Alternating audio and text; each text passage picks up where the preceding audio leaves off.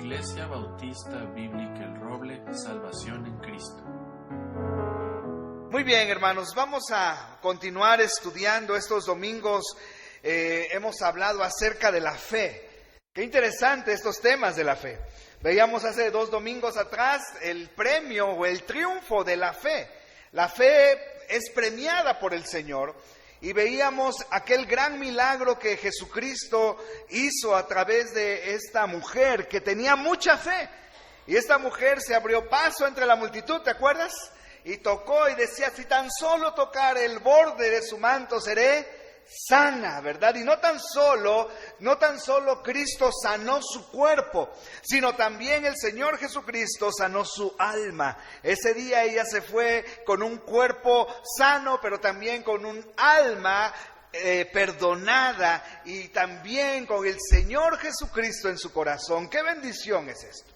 La semana pasada, hermanos, veíamos otra lección importante acerca de la fe. Yo les decía, ¿qué tal es vivir por fe? ¿Cuántos depositamos cosas y le dijimos, Señor, yo te entrego esto, así como esa mujer, tú eres el único que puede ayudarme, tú eres el único que puede hacer algo en esto? Y la semana pasada les preguntaba, ¿qué tal es vivir por fe? Porque en ocasiones nos desviamos. Y veíamos el ejemplo, estudiábamos la vida de Lot la semana pasada, un hombre que se guió por la vista y no por la fe. Un hombre que alzó sus ojos, y les decía yo esa frase la semana pasada, alzó sus ojos, pero no para ver a Dios, no para pedirle dirección a Dios, sino alzó sus ojos para mirar cómo estaba alrededor, y sus ojos se pusieron sobre la llanura del Jordán, y su mirada era tan corta que no alcanzó a ver que al final estaba una ciudad con hombres malos, con hombres pecadores, que se llamaba Sodoma. Y llegó ahí y convivió con ellos y se hizo uno de ellos, su familia. Y perdió muchísimo Lot, y veíamos que muchas veces eso nos pasa cuando empezamos a vivir por vista y no por fe. ¿Recuerdan el versículo que aprendimos la semana pasada?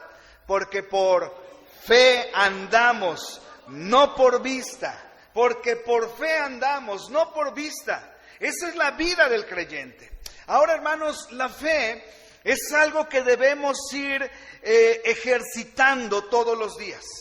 El Señor Jesucristo, si algo dejó plasmado en la vida de sus discípulos, era el vivir por fe. Incluso, el tema de esta mañana tiene que ver con 3 declaraciones, solamente escogí 3, hay más, pero 3 declaraciones contundentes de Cristo. El Señor Jesucristo en 3 ocasiones, las que vamos a ver hoy, hay más, como te digo, pero Él ocupó esta frase, escúchala.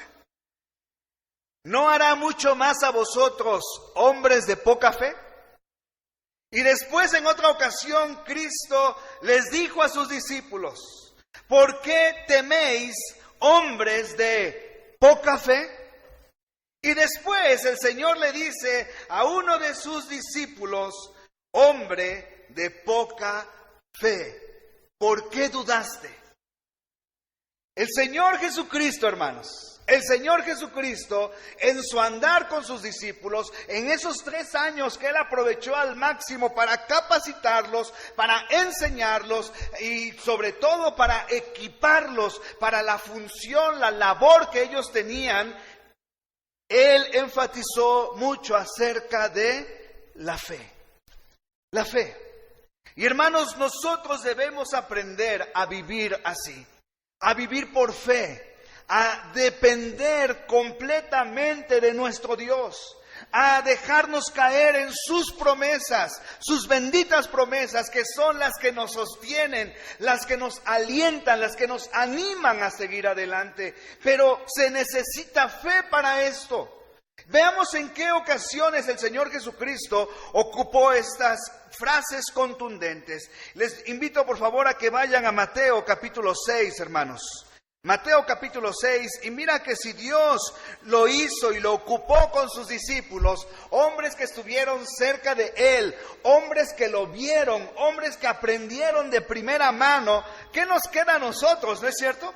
Más que leerlo, entenderlo y vivirlo sobre todo. Mateo capítulo 6, ubiquémonos, hermanos, en la última parte del capítulo, en el versículo 25, por favor. Mateo capítulo 6, versículo 25, estos temas o estos principios, el Señor Jesucristo los dio al comienzo de su ministerio. Cuando estaba allí, esto está catalogado como el sermón del monte o el sermón de la montaña.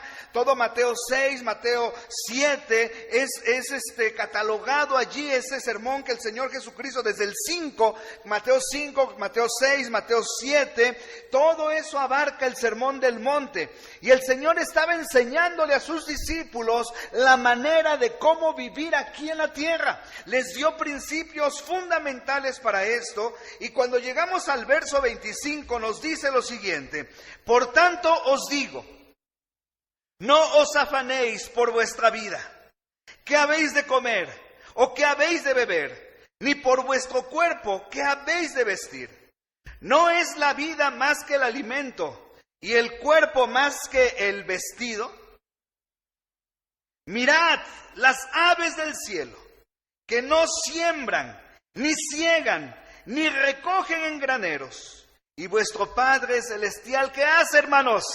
Las alimenta. Y mira la pregunta, lee conmigo la pregunta, ¿qué dice? ¿No valéis vosotros mucho más que ellas?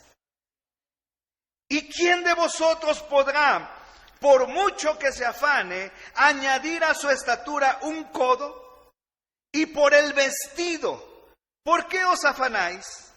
Considerad los lirios del campo, cómo crecen, no trabajan ni hilan. Pero os digo, lean conmigo la siguiente frase, que ni aun Salomón con toda su gloria se vistió así como uno de ellos. Y si la hierba del campo que hoy es y mañana se echa en el horno, Dios la viste así, lee conmigo la pregunta, ¿no hará mucho más a vosotros, hombres de poca fe? No os afanéis pues diciendo, ¿qué comeremos o qué beberemos o qué vestiremos? Porque los gentiles buscan estas cosas, pero vuestro Padre Celestial sabe que tenéis necesidad de todas estas cosas. Versículo 33, que dice, mas buscad primeramente el reino de Dios y su justicia, y todas estas cosas os serán añadidas. Qué interesante porción la que el Señor nos enseña, la que el Señor le está diciendo a sus discípulos, tengan cuidado con los afanes de este mundo.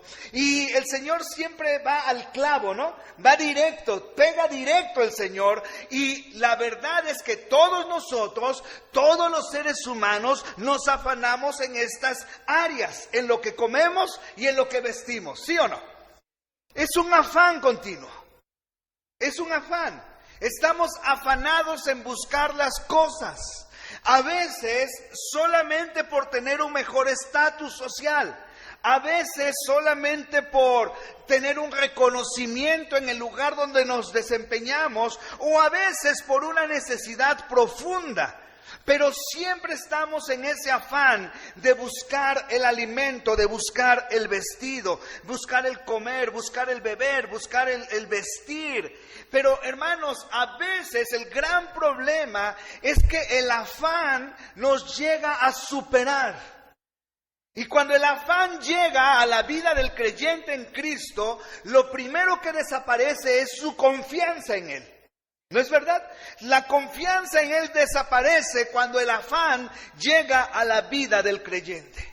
Y el Señor deja muy claro en esto, diciéndonos, no os afanéis por vuestra vida.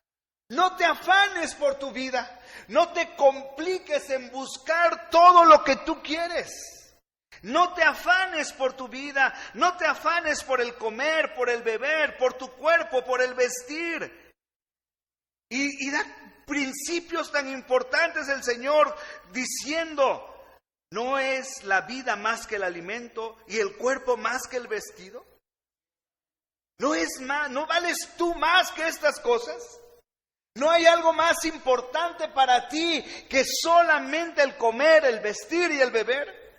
Y el Señor pone estos ejemplos, lo acabamos de leer, y el Señor siempre cuando enseñaba la palabra de Dios, ocupaba ejemplos que las personas podían ver y podían asociar. Tal vez por ahí estaban unos pajarillos, ¿no? Y le dice el Señor, vean a esos pájaros. No trabajan, no recogen graneros, no se afanan, pero ¿qué hace Dios? Todos los días los alimenta. Todos los días los alimenta el Señor. Y luego desvía su mirada de las personas hacia los lirios del campo y les dice, vean estos lirios, véanlos cómo están, véanlos cómo Dios los viste. Y pone un ejemplo muy grande, imagínate, pone como ejemplo al hombre que en su época fue el más grande, el más rico, el más sabio. ¿Quién era? Salomón. Y le dice, aún Salomón con toda su gloria, con todo su esplendor, con todo el dinero que tenía a su disposición, con todo eso, aún así Salomón no se vistió como uno de esos lirios. Porque ¿quién vestía a los lirios? Dios mismo. Y Cristo dice, si Dios hace esto con los lirios, que hoy nacen y en la noche son cortados y arrancados, ¿cuál es la pregunta que sigue, hermanos? ¿No hará qué? Mucho más con vosotros. ¿No hará mucho más con vosotros? ¿Qué? Hombres de poca fe. Hombres de poca fe. ¿Qué tema tan trascendental este? ¿Cómo nos falta fe en las cosas materiales? ¿Cómo nos falta fe cuando Dios ha prometido suplir? Ahora, yo quiero que estemos conscientes de esta verdad. Yo quiero que estemos conscientes de este principio. En ningún momento el Señor está mandando a que no trabajemos. ¿O sí? Eso chocaría con principios bíblicos. El apóstol Pablo habla duramente a la iglesia de Tesalónica por un grupo de hermanos que habían abandonado el trabajo, que habían abandonado todo, porque estaban esperando la venida de Cristo. Y el apóstol Pablo tiene que escribir la segunda carta poniendo en orden todo, y entre eso que puso en orden, dice el apóstol Pablo, el que no trabaje, que tampoco coma. ¿No es cierto? El trabajo es algo importante para el ser humano. Es algo que Dios nos dio a nosotros, ¿no es verdad? El Señor no tuvo ahí de flojo a Adán en el huerto, ¿o sí? No lo puso en el huerto, le dio vida y luego le dijo, pues ahí haz lo que quieras. Ahí entretente en lo que puedas. No, le dio una tarea muy grande, ¿no es cierto? Lábralo, cuídalo, come de él. Estaba ocupado. El trabajo es algo que Dios le ha dado a sus hijos siempre. El problema es cuando nos afanamos. El problema es cuando no confiamos en Dios. El problema es cuando no dependemos de Él y le damos el primer lugar a Él. Ese es el problema. Y eso ha sido el batallar del ser humano durante toda su existencia. El pueblo de Dios no se escapó de eso. Les he dicho anteriormente, ¿por qué fue que Dios lo mandó 70 años como esclavos a Babilonia? ¿Por qué? ¿Por qué causa? ¿Cuál fue el motivo principal? La desobediencia, la falta de fe. Porque Dios les dijo, 6 años trabajarás la tierra y el 7º año la dejarás descansar. Yo te daré doble el año 6º para que el 7º no trabajes y dejes descansar la tierra. Sin embargo, ¿qué hizo el pueblo de Israel?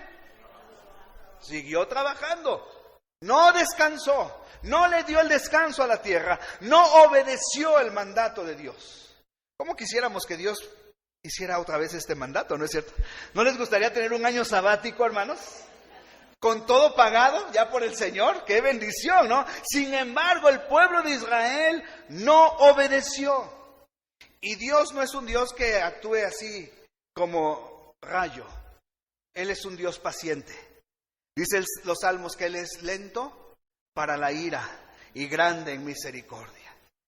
Y el Señor le dio tiempo a su pueblo para que recapacitara. Pero también llega un tiempo en el que el Señor se sienta y empieza a hacer cuentas. Y el Señor dice, bueno, ya me deben 70 años. Y llega Nabucodonosor a tomar a la tierra. Y los lleva 70 años. ¿Por qué? Porque no tuvieron fe. Porque no confiaron en la provisión de Dios. Hermanos, nosotros debemos aprender este principio. Dios tiene cuidado de nosotros. Dios siempre va a suplir para nuestras necesidades.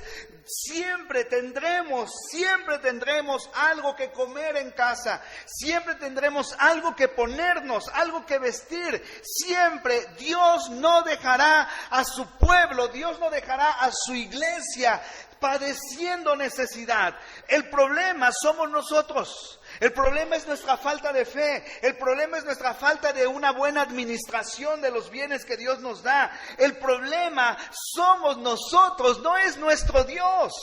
Y mayor vamos acumulando las cosas cuando dejamos a Dios en último lugar por afanarnos en nuestros asuntos, ¿no es cierto? Dice el Señor, no hará Él más con nosotros, hombres de poca fe. Aumentemos nuestra fe, confiemos en Dios, pero nunca dejemos a Dios fuera del lugar que le corresponde. Por eso esta porción termina con ese versículo tan famoso, el verso 33, lo sabemos de memoria, ¿no? ¿Cuál que dice? Mas buscad primeramente el reino de Dios y su justicia, y todas estas cosas os serán añadidas. ¿De qué cosas habla? ¿De qué cosas habla, hermanos? Del vestido, de la comida, de la bebida, de todo nuestro cuidado y nuestro sustento. Pero ¿qué debemos hacer? Buscar primero el reino de Dios y su justicia. Pero a veces nosotros buscamos las cosas añadidas antes de buscar a Dios.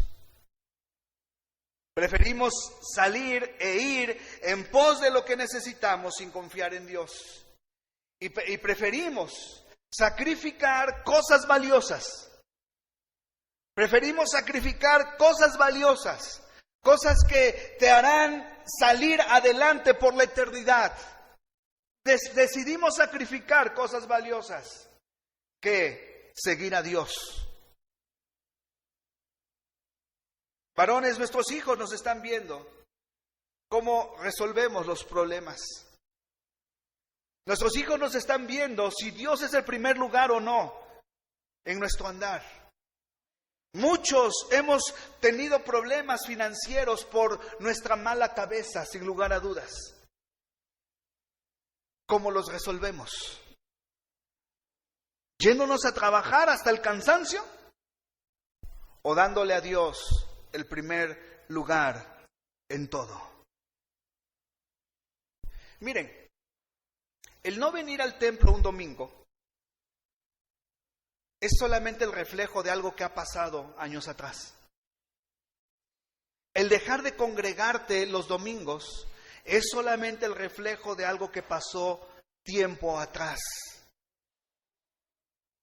Porque darle primer lugar a nuestro Dios, buscar primeramente el reino de Dios, comienza en lo íntimo, en lo secreto. Comienza, como el Señor ahí mismo en el Sermón del Monte dice, entra en tu cámara. Y tu Padre que ve en lo secreto te recompensará en público. ¿Te acuerdas de esa porción? De buscar a Dios en oración. Empezamos a dejar la oración fuera de nuestra vida. Empezamos a dejar la lectura de la palabra fuera de nuestra vida.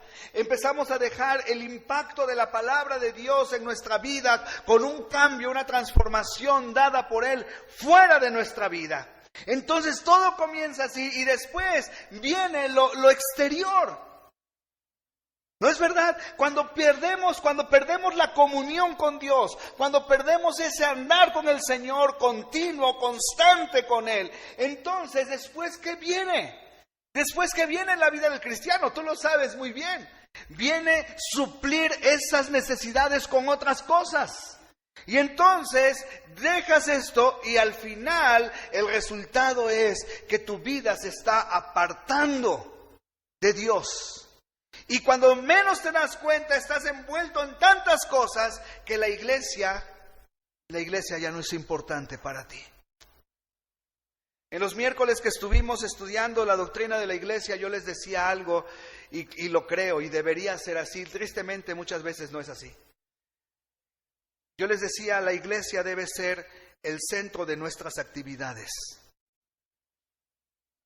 Eso debe ser lo primero, después construimos lo que está alrededor.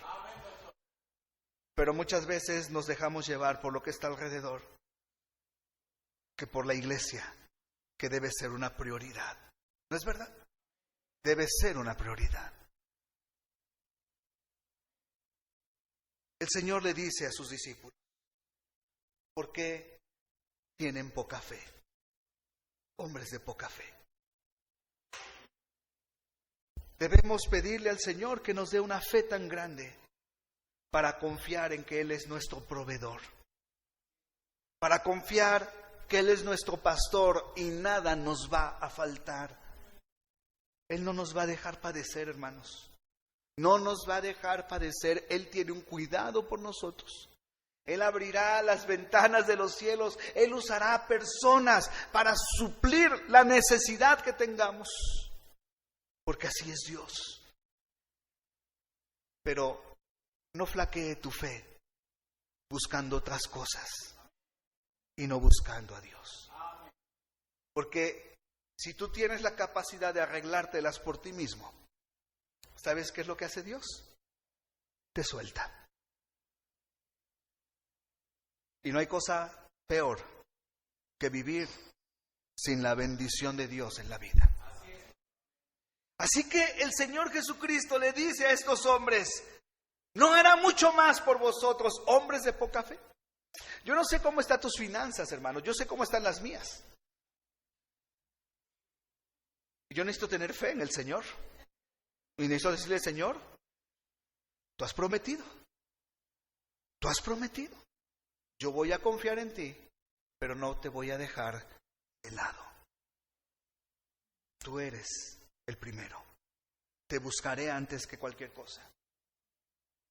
Estaré en tu casa antes que cualquier cosa. Dice el salmista, mejor es un día en tus atrios que 1000 fuera de ellos. Buscad a Dios primeramente. Pero vayamos a Mateo capítulo 8, hermanos, por favor. Mateo capítulo 8. Y ubiquémonos en el versículo 23. Mateo capítulo 8, versículo 23. Dice la Biblia, y entrando él en la barca, sus discípulos le siguieron. Y aquí que se levantó en el mar una tempestad tan grande que las olas cubrían la barca. ¿Y qué dice la siguiente frase, hermanos? Pero él dormía. ¿Quién dormía? Jesús. Y vinieron sus discípulos y le despertaron diciendo, Señor, sálvanos, que perecemos. Él les dijo, ¿por qué teméis? ¿Qué? ¿Hombres de poca fe? Imagínate, ¿por qué teméis, hombres de poca fe? Entonces levantándose reprendió a los vientos y al mar y se hizo grande bonanza. Y los hombres se maravillaron diciendo, ¿qué hombre es este? Que aún los vientos y el mar le obedecen. Qué interesante historia. El Señor ocupó mucho el mar de Galilea para trasladarse. Y el mar de Galilea, tú lo puedes ver quietecito, bonito el mar de Galilea.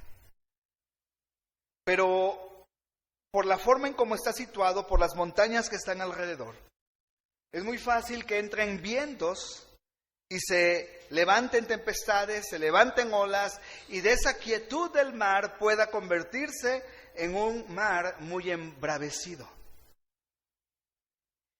Y entonces nos narra aquí la historia que Jesús entró en la barca con sus discípulos y él se acostó a dormir en la barca. Seguramente iba muerto de cansancio. Si un ejemplo de trabajo fue Cristo, ¿no es cierto? Él no descansaba, él no paraba. Y él durmió. Los que iban en esa barca, sin lugar a dudas, estaba allí Juan, Jacobo, Andrés, Pedro y varios de ellos. Y la mayoría de los que estaban en esa barca eran pescadores expertos. Eran hombres que conocían el mar. Eran hombres que habían vivido allí incluso, vivido cerca del mar de Galilea. Era su fuente de trabajo. Ahí era donde tenían su empresa de pescado, ¿no? Ahí estaban. Ellos vivían ahí, se movían ahí. Y el Señor se sube a la barca, se sube con sus discípulos, van al otro lado, Él se acuesta a dormir tranquilamente. ¿Y qué pasa alrededor? Una tempestad. Estos hombres lucharon, pelearon con la tempestad y no lograron mucho. ¿Hicieron lo correcto? Claro que hicieron lo correcto. Fueron a despertar al Señor. Pero antes que el Señor actuara, el Señor les dice: ¿por qué teméis? ¿Por qué teméis, hombres de poca fe? ¿Por qué teméis? Hermanos, nosotros no estamos en el mar de Galilea, nosotros no estamos cruzando el mar de Galilea, pero sí estamos en medio de un mar tempestuoso llamado mundo. En medio de un mar en donde se pueden levantar tempestades cuando nosotros ni tan siquiera estamos apercibidos de que vengan. Y esas tempestades, hermanos, yo las puedo ver como pruebas que Dios manda a la vida de sus hijos.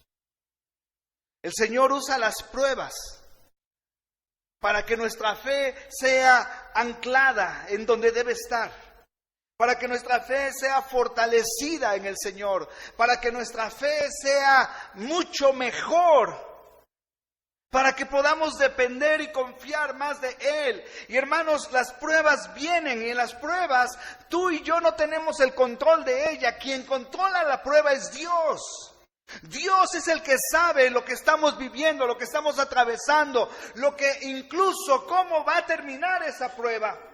Porque Dios quiere mostrarnos que Él es por encima de nosotros y también por encima de cualquier cosa que estemos viviendo en este mundo. Él está por encima de todo. Por eso Él pudo dormir, pudo descansar. A Él no le interesaba lo que estaba alrededor. A Él no le interesaba esas tempestades, porque Él mismo en su humanidad iba confiando ¿en quién? En su Padre Celestial, ¿no es cierto? Él tal vez él recordaba ese precioso salmo. Vayamos allí, hermanos, al Salmo 121. Un salmo hermoso, un salmo que el pueblo de Israel ocupaba cada vez que llegaba allí a Jerusalén, al sacrificio, a ofrecer sacrificio, a ofrecer holocaustos, a las fiestas. Cuando los peregrinos llegaban allí de su caminata y tenían que subir a Jerusalén, y al llegar allí, al estar cerca de Jerusalén, ellos comenzaban a entonar este salmo, y este salmo dice: alzaré mis ojos a los montes. ¿De dónde vendrá mi socorro? Mi socorro viene ¿de quién, hermanos? De Jehová, que hizo los cielos y la tierra. No dará tu pie al resbaladero, ni qué, hermano, ni se dormirá el que te guarda. Escúchalo muy bien. Ni se dormirá el que te guarda. He aquí no se adormecerá ni dormirá el que guarda a Israel. Lea conmigo el 5. Jehová es tu guardador, Jehová es tu sombra a tu mano derecha. Sigamos, el sol no te fatigará de día, ni la luna de noche. Jehová te guardará de todo mal.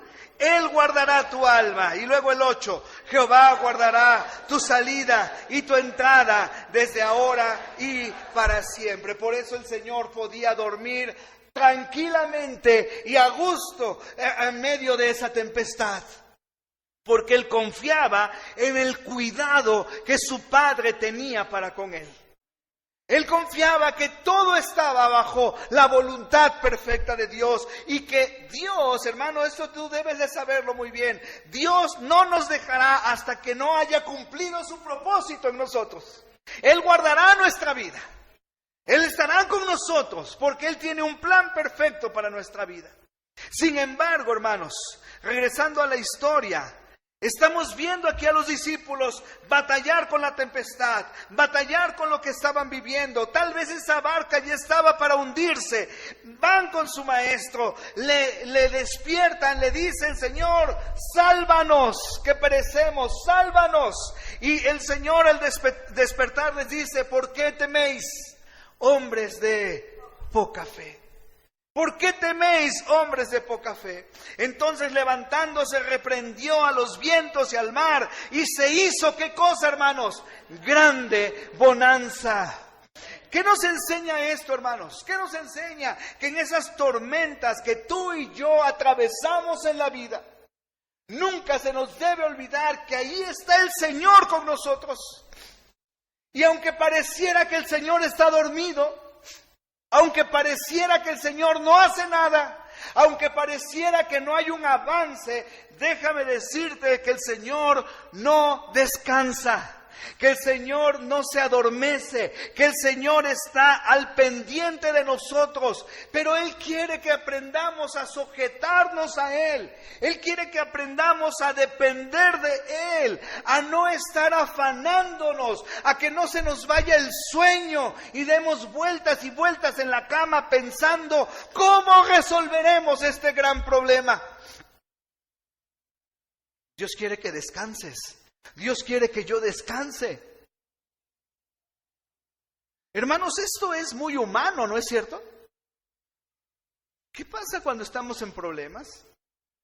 ¿Qué pasa cuando estamos viviendo por situaciones que no controlamos nosotros? ¿Qué pasa? ¿Se nos va el sueño, sí o no? Sí. Esto es muy humano. Esto es algo que experimentamos todos. Por lo menos hemos pasado 1, 2, 3 noches de insomnio, ¿no es cierto? Dando de vueltas.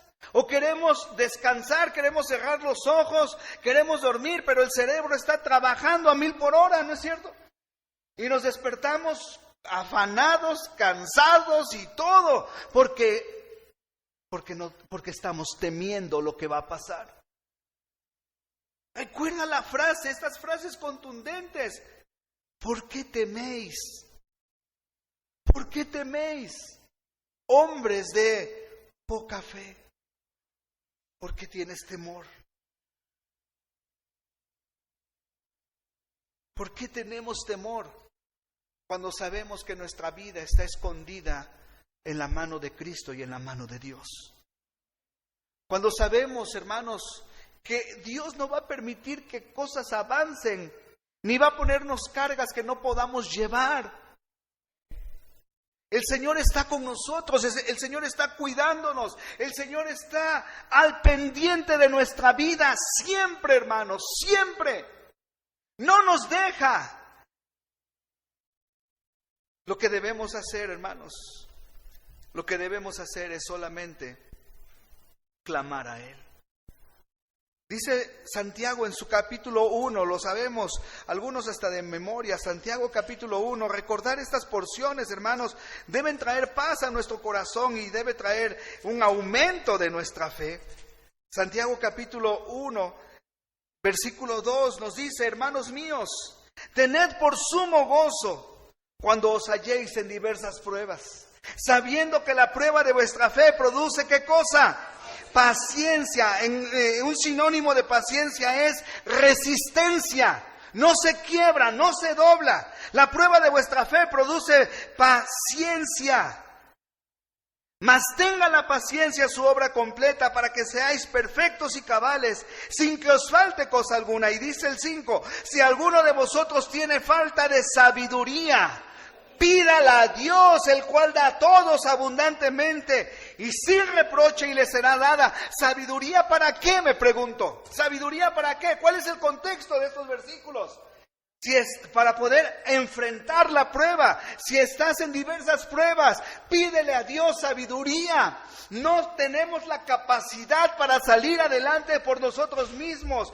Pidámosle a Dios sabiduría. Señor, enséñame, dime lo que tengo que hacer, dime las decisiones que debo tomar, porque en eso se muestra la sabiduría. La sabiduría no es sinónimo de cuánto sabes. Eso es inteligencia. La sabiduría es sinónimo de la decisión que tomas. ¿Qué estás reflejando? ¿Sabiduría o necedad? Un hombre sabio, una mujer sabia, se ve en las decisiones que toma. Son decisiones guiadas por el Señor. Son decisiones puestas en las manos de Dios. Y entonces dice Santiago, si alguno tiene falta de sabiduría en la prueba que estás viviendo, en las circunstancias que estás viviendo, si tienes falta de sabiduría, ¿qué tienes que hacer? ¿Qué tengo que hacer yo? Pídesela a Dios, el cual da a todos abundantemente y sin reproche y le será dada. Pero hay una condición para esta oración. El siguiente versículo, ¿qué dice, hermano? Pero pida con fe. Pida con fe, no dudando nada. Pida con fe. Pida con fe. Hermanos, Dios está con nosotros. Dios está al cuidado de nosotros. Dios está contigo en la prueba. Dios está conmigo en la prueba. Somos incapaces, no tenemos capacidad para afrontar las pruebas nosotros solos. Tenemos que llegar con el Señor, tenemos que pedirle, Señor, ayúdame. Señor, dame sabiduría. Señor, haz algo. Yo no puedo. Eres tú el que tiene que intervenir. Eres tú el que tienes que poner una solución a esto. Eres tú, Señor. Depositemos nuestra fe, hermanos. Depositemos nuestra confianza. Mira, esos hombres pudieron haber llegado al otro lado del mar de Galilea con la tempestad, pero con Cristo allí, ¿no es cierto? ¿Lo pudieron haber hecho, sí o no? Sí. Pero ellos estaban espantados. Ellos estaban temerosos, como nosotros también. Y por eso vamos con el Señor. Y el Señor nos dice cada momento, ¿por qué tienes poca fe? ¿Por qué temes? Y qué bendición es cuando el Señor se despierta. Reprende los vientos, reprende el mar, y se hizo una gran bonanza. Bonanza, tranquilidad, sosiego, descanso, paz en el alma. Eso es la bonanza, hermanos. Cuando Dios interviene, hay bonanza. Cuando Dios pone su mano, hay bonanza. Pero ¿sabes que esa bonanza puede estar aún en medio de la tempestad? Eso es lo que Dios quiere. Esa es la fe que Dios quiere. Que aún en medio de la tempestad hay paz en el corazón. Hay confianza, hay tranquilidad. No hay temor. No hay temor. El temor, hermanos, no viene de Dios. El temor paralizante, el temor que te obstaculiza para avanzar, no viene de Dios. Dice la Biblia en Isaías que Él guardará en completa paz aquel cuyo pensamiento en Él persevera, porque en Él ha confiado. En Él ha confiado. Mateo 14, por favor, hermanos. Mateo capítulo 14.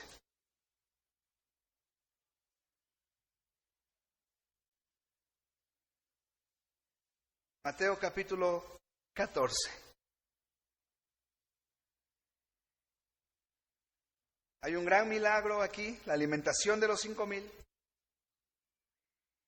Dice el versículo 22, enseguida Jesús hizo a sus discípulos entrar en la barca e ir delante de él a la otra ribera. Entre tanto que él despedía a la multitud.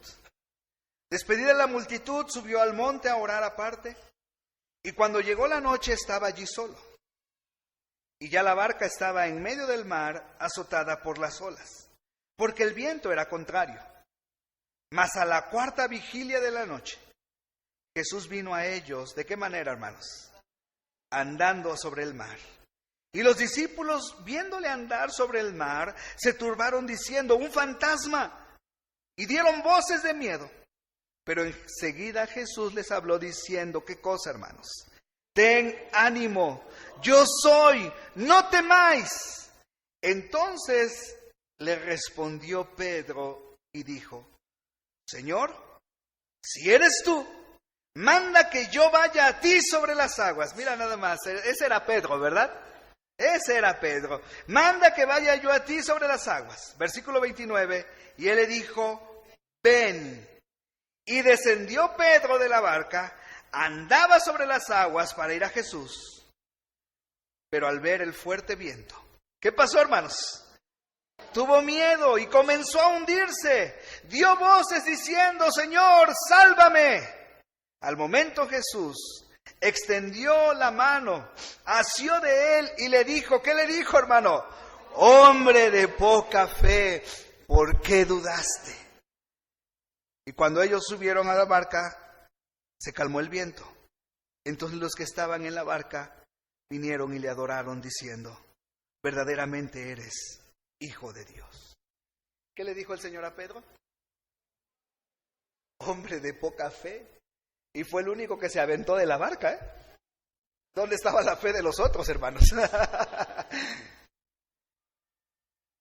Interesante. Estos discípulos, una vez más, el lago de Genesaret o el mar de Galilea tiene mucho que ver con el ministerio de Cristo. Otra vez estaban ellos atravesándolo. Otra vez estaban los fuertes vientos. Otra vez estaban las olas. Pero a la distancia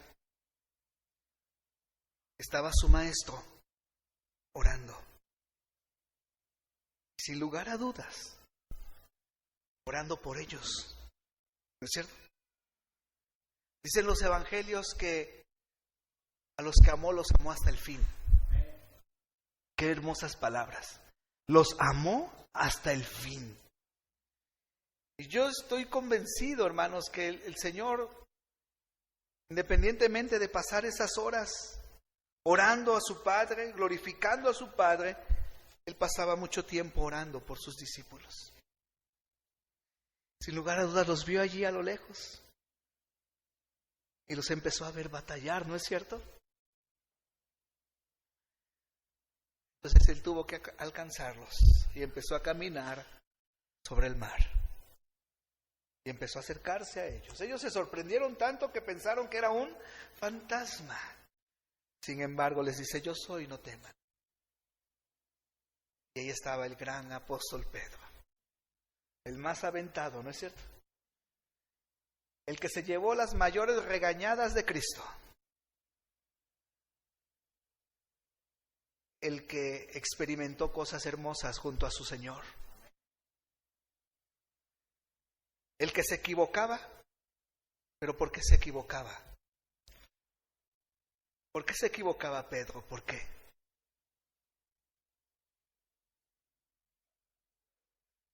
Se equivocaba porque él hacía las cosas. ¿Sabes quién se equivoca? El que hace las cosas. ¿Sabes quién es el que nunca se equivoca? El que nunca hace más que con el poder de su dedito nada más, ¿no? Queriendo controlar todo, pero no hace nada. Ese nunca se va a equivocar. Se equivoca el que hace las cosas. Y Pedro se equivocó muchas, pero muchas atinó. Y en esta ocasión, ¿qué le dice Pedro? Si tú eres, que yo vaya contigo. Y el Señor le tomó la palabra, ¿no? Ven. ¿Puedes imaginarte la escena? ¿Puedes imaginarte descender de esa barca con las olas, con los vientos. No sé cuántos de ustedes han podido nadar allí en mar abierto, hermanos.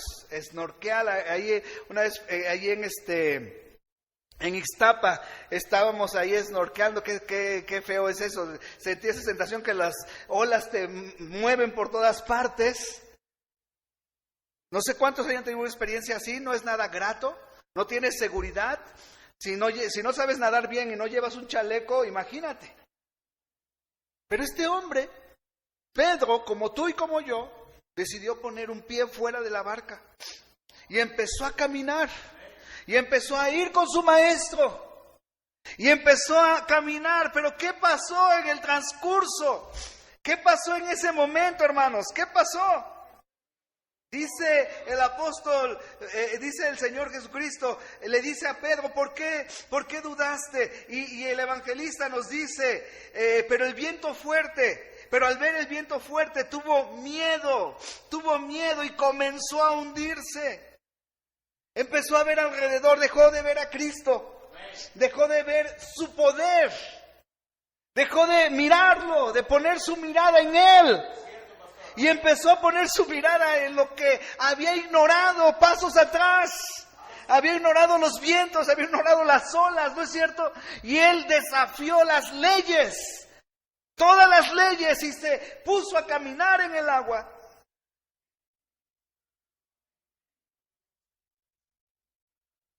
Esto es una realidad en nuestras vidas.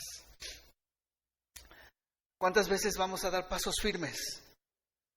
Y comenzamos dando buenos pasos. Y comenzamos con el corazón bien dispuesto a buscar a Dios y a seguirlo y amarlo. ¿No es cierto? Y nuestra mirada está en Cristo. Y cuando nuestra mirada está en Cristo, no vemos lo que está alrededor. Cuando nuestra mirada está puesta en el Señor, como dice Pablo en Hebreos, puestos los ojos en Jesús, el autor y consumador de la fe. Cuando nuestros ojos están puestos en Cristo, no tenemos tiempo para estar viendo alrededor. No tenemos tiempo para estar viendo lo que está pasando junto a nosotros incluso. Porque mis ojos están puestos en Cristo, porque tengo una meta, como Pablo también decía, una cosa hago, ¿no es cierto? Olvidando lo que está atrás y extendiéndome a lo que está delante, prosigo a la meta, mis ojos están puestos en Cristo. Pero ¿qué cuando quitamos nuestros ojos de Cristo, hermano? ¿Qué pasa cuando quitamos nuestros ojos de Cristo? Pues vemos las circunstancias y pensamos que estas circunstancias son más grandes que nosotros. Y el apóstol Pedro tuvo que voltear, tuvo que ver los vientos, las olas, tuvo miedo, se comenzó a hundir. Fue con su maestro, ¿no? Señor, sálvame. Señor, sálvame. Y qué bendición que está ahí Cristo, ¿no? Para salvarnos, para sacarnos del agua. Cuando yo leo estas porciones, nunca se aparta de mí el versículo de Hebreos también, cuando nos dice, porque no tenemos un sumo sacerdote que no pueda compadecernos de nuestras debilidades, sino uno que fue tentado en todo conforme a nuestra semejanza, pero sin pecado. No tenemos un sumo sacerdote que no se pueda compadecer de nuestras necesidades. Qué bendición es que aunque fallemos, aunque quitemos nuestra mirada, aunque después le gritemos para que nos salve, Él va a estar ahí. ¿Nos va a reprender? Claro que sí, pero está ahí para salvarnos. ¿Qué le dice el Señor Jesucristo al apóstol Pedro? Hombre de poca fe. Y fue el que se aventó al mar. Hombre de poca fe. ¿Por qué dudaste? Qué duras palabras, ¿no es cierto? ¿Por qué dudaste? ¿Quién es el maestro de la duda, hermanos? Satanás es el maestro de la duda. Satanás la empleó con Eva y la sigue empleando hasta el día de hoy. Satanás le dijo a Eva: no moriréis. No moriréis. Dios que le había dicho a Eva y a Adán: el día que de él comieres, de cierto morirás. Y el diablo, ¿qué le dice? No moriréis. El diablo es el experto en las dudas. El diablo nos hará dudar a cada momento del poder de Dios. El diablo nos hará dudar cada momento, cada instante del poder de Dios. Por eso, regresando a la porción que leímos hace rato de Santiago, nos detuvimos en la segunda parte del versículo cuando dice: pero pida con fe. Pero pida con fe. ¿Y qué dice la segunda parte, hermanos? No dudando nada. No dudando nada. Porque el que duda es semejante a la onda del mar que es arrastrada por el viento y echada de una parte a otra. Mira el versículo 7, Santiago 1:7, léelo conmigo. No piense pues quien tal haga que recibirá cosa alguna del Señor. Qué interesante es esto. El hombre de doble ánimo es inconstante en todos sus caminos. Pida con fe, no dudando nada, no dudando. Pida con fe. Porque el que duda es semejante a la onda del mar. El que duda va a ser arrastrado por cualquier cosa. El que duda no va a tener una firme ancla de su fe arraigada en el Señor. El que duda tampoco recibe absolutamente nada. No podemos esperar que Dios conteste nuestras oraciones. No podemos esperar que Dios trabaje en nuestra vida. No podemos esperar que Dios solucione algo cuando estamos dudando de Él. No podemos. El que duda no recibirá cosa alguna del Señor. Pida con fe. El Señor Jesucristo le dijo al apóstol Pedro: ¿por qué dudaste? ¿Por qué?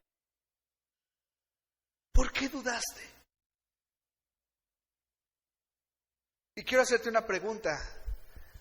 ¿Se fortaleció la fe de Pedro después de haber escuchado: hombre de poca fe, ¿por qué dudaste? ¿Sí o no? Porque lo sabes, a ver, platícamelo. ¿Por qué se fortaleció? ¿Cómo regresaron a la barca? ¿Cómo te imaginas que regresaron a la barca? ¿Jesús cargando a Pedro? Regresaron los dos caminando a la barca. Porque así es Dios. Porque así es Dios. Porque Dios tal vez nos puede dar una sacudidita del polvo y decirnos: ¿por qué dudaste? ¿Por qué dudaste? Y después nos vuelve a encaminar, ¿no es cierto?, en las cosas que son importantes para nosotros. No dudemos en el poder de Dios. No dudemos, hermanos, en el poder de nuestro Dios. El diablo es el maestro, el experto en sembrar las dudas en el corazón y en la mente. No dudemos del poder de Dios. Dios está por encima de todo. Para Dios no hay nada imposible. Acuérdate cuando Dios confortaba la fe de Abraham. Acuérdate cuando Dios animaba a Abraham. Cuando el Señor le dice a Abraham: ¿hay algo imposible para Dios? ¿Hay algo imposible para Dios, Abraham? No importa que tengas 100 años, vas a tener a tu hijo. No importa que Sara tenga 90 años, vas a tener a tu hijo. ¿Te acuerdas cómo lo animaba el Señor? Mira, ven, tenía caminatas con Abraham en el desierto y en una ocasión lo saca y le dice: mira, ve todas las estrellas. Ve todas las estrellas, Abraham. Si las puedes contar, así será tu descendencia. Y después yo creo que el Señor le decía, vete ya descansa, vete a dormir. Llegará el hijo. Y después cuando se separa, lo vimos la semana pasada, cuando se separa de Lot, Dios les dice, así como está la arena de ese desierto, así será tu descendencia, Abraham. Estoy contigo, Abraham. No dudes. ¿Cuánto necesitamos esto, hermano, para la vida diaria? ¿Cuánto necesitamos el tener fe, sabiendo que Dios proveerá para nuestras necesidades? ¿Cuánto necesitamos tener fe, sabiendo que Dios está con nosotros en medio de las pruebas? ¿Cuánto necesitamos de fe para saber que si estoy con mis ojos puestos en Él, sin dudar, estará conmigo? ¿Cuánto necesitamos de esto, hermanos? ¿Cuánto? Es por eso que en una ocasión, los discípulos le dijeron al Señor Jesucristo, en Lucas capítulo 17, versículo 5, dijeron los apóstoles al Señor, aumentanos la fe. Aumentanos la fe. ¿Te acuerdas de esa porción? Aumentanos. Y yo creo que esta mañana muchos de nosotros tenemos que acercarnos a nuestro Dios y tenemos que decirle, Señor, necesito que me aumentes la fe. Me aumentes la fe. Y mira la analogía que el Señor usa. Si tuvieres fe como un grano de mostaza, ¿sabes qué es la más pequeña de todas las semillas? Si tuvieres solamente así, dice el Señor, le dirías, podrías decir a este sicómoro, ese árbol, desarráigate y plántate en el mar y os obedecería. Si tuvieres solamente la fe como un granito de mostaza. Nadie ha llegado a un punto en el cual diga, exacto, haga esto, ni tampoco en el que diga, yo ya tengo toda la fe del mundo. No hay nadie. Necesitamos que el Señor nos aumente la fe. Vivamos por fe, hermanos. Y me gustaría que esta mañana puedas quedarte con esto. Que estos días retumbe en nuestra mente hombres de poca fe. Hombres de poca fe. Y en lo que vayamos a enfrentar esta semana, solamente Dios lo sabe. A lo mejor Dios pone en nuestra mente hombres de poca fe. Dios va a suplir. Hombres de poca fe. Dios está contigo. Hombres de poca fe, no duden. Y al referirme por hombres me refiero al género. No dudemos. Que nuestra oración, hermanos, sea esta. Aumentanos la fe. Yo me comprometo esta semana a orar por ti, todos los días. Y tú comprométete a orar por mí. Y nuestra oración va a ser, Señor, aumentanos la fe. Puestos de pie, vamos a orar, por favor. Bendito Dios y Padre, te doy muchas gracias por tu palabra. Te doy gracias, Señor, por lo que ella hace en nuestro corazón, en nuestra vida. Padre, tal vez, y solo tal vez, en estos ejemplos de nuestro andar diario, nos pudimos asociar a nuestra vida. Tal vez alguno de mis hermanos esté dudando por tu provisión. Tal vez alguno de mis hermanos esté dudando por tu cuidado. O tal vez alguno de mis hermanos esté dudando por los problemas que está pasando. Y a lo mejor el diablo ha ganado ventaja haciéndonos creer que nuestros problemas son más grandes que tú. Aumentanos la fe, Señor. Yo no sé si hay alguien esta mañana que diga, necesito hacer lo que Ana hizo.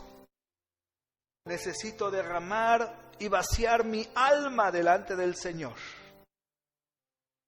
Y así como Ana llegó al templo, se arrodilló, oró y le suplicó a Dios de su ayuda. Yo no sé si hay alguien esta mañana que diga, pastor, yo necesito hoy con urgencia decirle a mi Señor, auméntame la fe, Padre Santo. Ayúdame en esto. Si tú quieres, ven aquí al frente, vamos a orar a Dios. Vamos a ponernos en sus manos. Si puedes y venir y arrodillarte, hazlo, hermano. Venga, vamos, necesitamos fe. Necesitamos pedirle al Señor, necesitamos ir ante Él. Gracias a Dios por los que están viniendo. ¿Habrá alguien más? Venga, dejen su lugar, vamos a orar, hermanos. Es un tiempo de entrega a nuestro Dios. Es un tiempo de decirle, Señor, no puedo, tú eres. Gracias a Dios por los que están viniendo. Gracias a Dios. Gracias a Dios. Bendito sea el Señor. Gracias a Dios. Pon tus cargas en Dios, hermano. Ora a Dios. Tú sabes lo que le estás pidiendo. Entrégaselo al Señor, hermano. Te dejo que ores un tiempo con el Señor. Te dejo que estés cara a cara con el Señor un tiempo.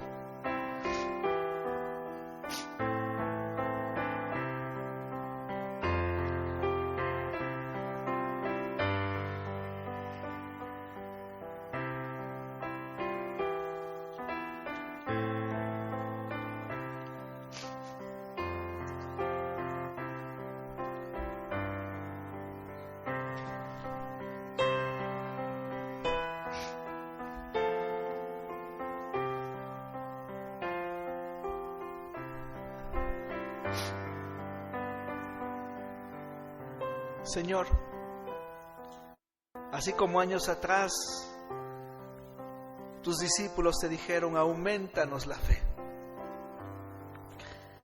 Hoy una vez más, Señor, tomamos esas palabras para expresártelas, para decirte, aumentanos la fe, Padre Santo. Aumentanos la fe. Necesitamos, Señor. Necesitamos de ti. Tú conoces nuestro corazón, Señor. Tú sabes lo que estamos viviendo y enfrentando, y tú sabes qué es lo que hemos puesto en tus manos esta mañana. Mi buen Dios, yo te suplico que nos ayudes. Padre, que nunca desconfiemos de tu poder y de tu cuidado. Que no dudemos de ti, Padre Santo. Ayúdanos a mantenernos firmes, mirándote siempre, mirando tu rostro, Padre mío. Recibe nuestras oraciones. Clamamos a ti como tus discípulos clamaban a ti. Ayúdanos, Señor. Por favor, ayúdanos. Nos ponemos en tus manos poderosas. En el nombre de Cristo Jesús, Señor nuestro. Amén. Síguenos en nuestra página web IBB El Roble Salvación en Cristo.org. Que Dios te bendiga.